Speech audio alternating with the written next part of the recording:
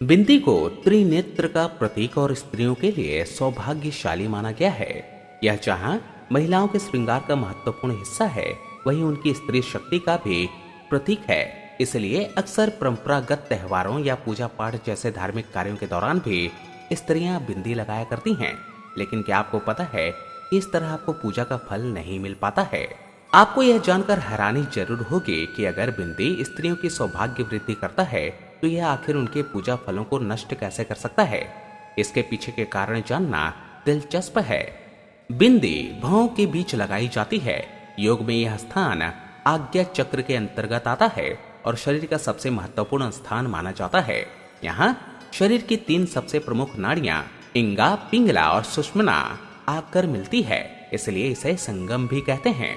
आपके ध्यान केंद्रण और आध्यात्मिक सोच के लिए यही चक्र जिम्मेदार होता है।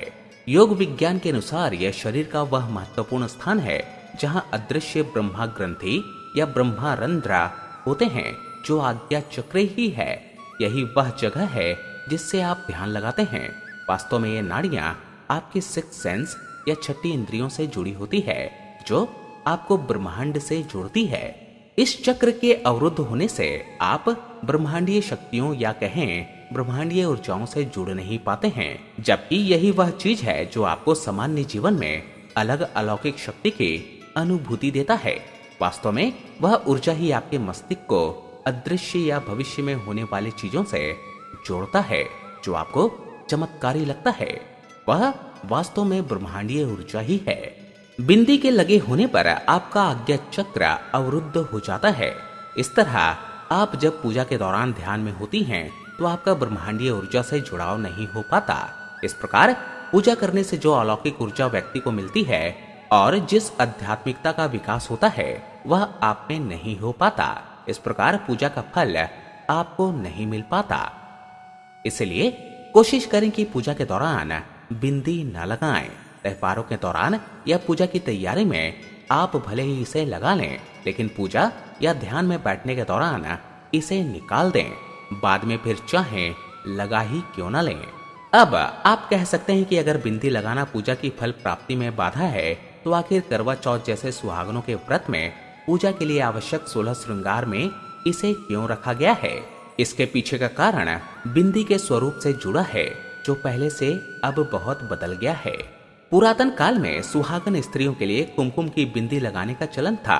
पूजा आदि के कार्यों में महिला पुरुष दोनों ही चंदन, हल्दी, केसर का टीका या माथे पर भभूत यानी पूजा का राख लगाया करते थे।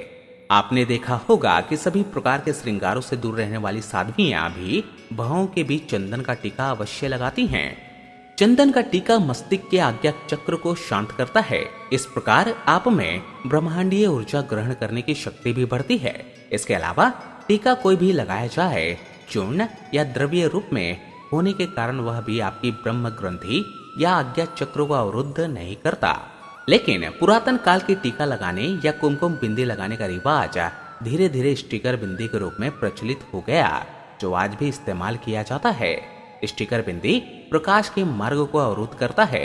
इस प्रकार आपकी ब्रह्म ग्रंथि ब्रह्मांडीय ऊर्जा से नहीं मिल पाती और पूजा के फल आपको नहीं मिल पाते। तो ये तो फ्रेंड्स आपके शुभ कामों का फल पाने से रुकती है बिंदी। पूजा के दौरान ना करें इस्तेमाल।